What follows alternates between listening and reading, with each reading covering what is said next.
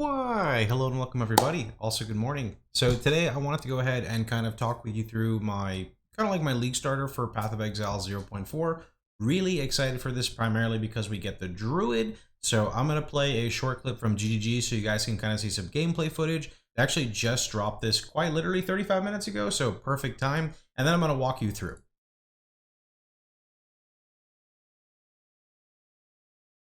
So this is a unique item specifically for shape-shifting bear druid. You don't have, I'm sure you don't have to use this, right? This is maybe like something very, very late in the game, as you can see the level requirement. But the reasoning for this is to kind of see an end game demonstration, since a lot of people care primarily about end game and not just the early game.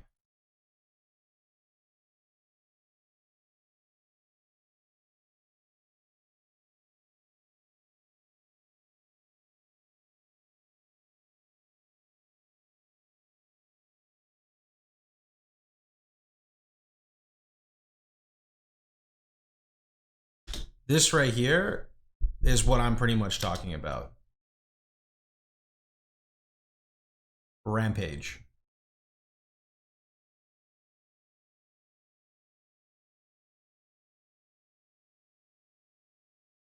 So if you saw earlier there, right, you could kind of see the,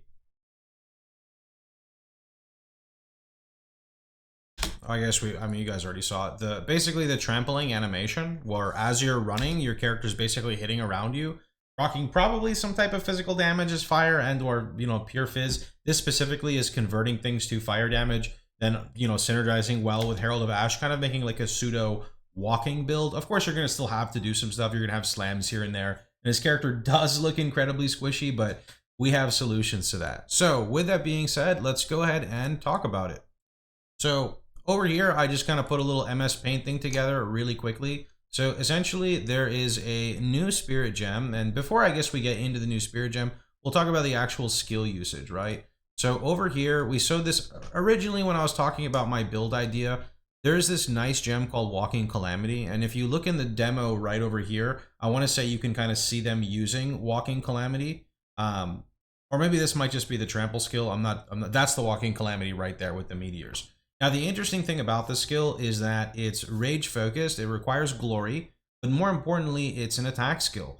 Even though it looks like a spell, it is 100% functioning as an attack skill. So I'm sure you could do something to combo this with previously what they were talking about with the previous skill. I always forget the name of it, Rampage, I think it is, to really create some form of auto bomber, right? Now, at the beginning, I'm sure we're going to be leaning into like Druid slams and things like that, right?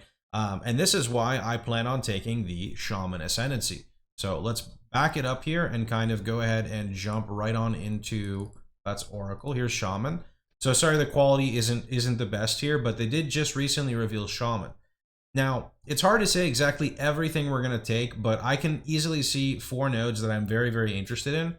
The first one would be right over here. You can see it connecting across. And effectively what it's saying is you have no inherent loss of rage. Now, even though rage was recently buffed, I cannot overstate how important this is if you want like a smooth playstyle. Yeah, I'm sure when you're like in the super end game, you can kind of fix this and it's not necessarily a problem. Especially there's like a new spirit gem they teased for 100 spirit. You can get like 5 rage per second. But just for like setting a character up, I think this is going to be phenomenal, right? The combination of never losing rage means you can always initiate from pack to pack with some type of rage. Going into a boss fight, you're going to have some type of rage. You never have that like clunky thing at the beginning where you're kind of like doing something and stalling till you get something to then, do something else. And essentially what I'm talking about is resource gainer and resource spender, right? You have your generator and you have your spender, very common in things like Diablo 3. And that's like kind of an okay play style, but in PoE, we go from generator, spender to just spender. That's kind of what the goal is to get is into a very comfy play style. So that's why I really like the idea of Furious Wellspring. You pretty much are just going to stack rage. The little baby nodes are going to give you rage. Every point of maximum rage is 1% more physical damage. Multipliers are huge, especially when you're getting large sources. So also just staying at very high rage uptime is extremely good. And as for the skills cost rage, this shouldn't really be a problem. The generate 6% of your maximum rage per second, scaling with mana regeneration, should easily be able to outweigh that rage cost, considering the fact that Bear skills as well are kind of slow, and a lot of them, not even just slow, have durations tagged to them. Walking Calamity alongside of Rampage is like a single cast and it goes, unless it's going to cost 5 extra rage every pound. You know, we don't really know, in which case you could still offset it with rage on hit and other factors. So really excited for Furious Wellspring. Unfortunately, we do have to take Druidic Champion to get this, which doesn't, I don't really see much synergy with Druidic Champion. The only thing I could think of is if we go Apocalypse, but we might have too much going on to go Apocalypse, so I'm going to save that for another talk. Now, something else I wanted to speak about is reactive growth. Now, being melee in Path of Exile 2 is like really spooky, especially in the very, very early game. You know, monsters hit incredibly hard in PoE 2, and since you can't spec life on the tree, it just becomes kind of more and more difficult sometimes to outscale the monsters. So there's this new spirit gem that's called Barkskin, and it's only 30 spirit, which is really nice. And you can see that it's level 8, taking 26 spirit. I don't know exactly what level we could use it per se, like what the lowest level is. But what this does is when you're hit by an enemy, you gain flat, keyword, flat armor equal to 32% of energy shield lost, right? And then the buff itself, so that when we say the buff, we're talking about the armor you get, right? Now this is duration tagged, so it can scale with duration nodes, I would imagine, / gems. And the crazy thing about this is there is this beautiful node on the tree that is called Zealot's Oath. And you can see the icon right here in Path of Building. It's actually right near Druid start. So Druid is a Templar, so we're starting here, and this is our keystone. Now what this is effectively doing is it's going to make it so your excess life regen, any RF players over here, your excess life regen is basically not added, but it's essentially when your life is full, your ES is going to start to regenerate. And because your ES is protecting your life pool, that's a really good trade-off. Not to mention, the more regeneration you have, the more ES regen you're going to get, the more you can sustain your energy shield, the more armor you're getting, and then armor will also apply to your other elements because of the stat armor applies to elemental damage taken, right? Percentage of it. So the more sustain you have for your Zealot's Oath, aka the more life regen you get, the more armor you're going to have while mitigating, like while actually tanking, right? For bosses, it'll be like a different encounter. That's going to be something different, but having an energy shield buffer is going to help a lot, I would imagine. Now, one of the next things to kind of go into is these two nodes that look really juicy to me. So the first one is going to be reactive growth, and you can see right here, right? Reactive growth is this node. Oops, a daisy is. I don't know what the fuck's up with the zoom. We tried. I failed. All right. So right over here, reactive growth is 10% less elemental damage taken, and you adapt to the highest elemental damage type for each hit you take. Each adaptation grants 10% less damage taken of that adaptation's type. Adaptations are gained by taking elemental damage from hits and cause you to take less damage of that type from subsequent hits. So effectively, what this means is you take this node, you instantly get 10% less LE damage taken from everything, right? Furthermore, when you receive damage of an elemental type that's a hit, so just not a damage over time, then you gain adaptation up to 3 stacks, or it can change based off of the element that's being received, right? So say you're fighting a pure fire boss and you've ascended one time and you took reactive growth, you have 10% less LE damage taken. He hits you with a fireball, you gain a stack of adaptation. Hits you with another fireball, you gain another stack of adaptation. Hits you with a third fireball, you now have 30% less damage taken of that damage type, so that would be fire, and then 10% less elemental damage taken on top of that. These adaptations don't have a limit. They just last forever, which is kind of crazy. That's very, very comfy, especially for bossing. Now up at the top, we have something very interesting, Avatar of Evolution. What's nice about Avatar of Evolution is it naturally gives you 15% of physical damage taken as random elements. But it's not actually 15%. It's 3 separate instances of 5%.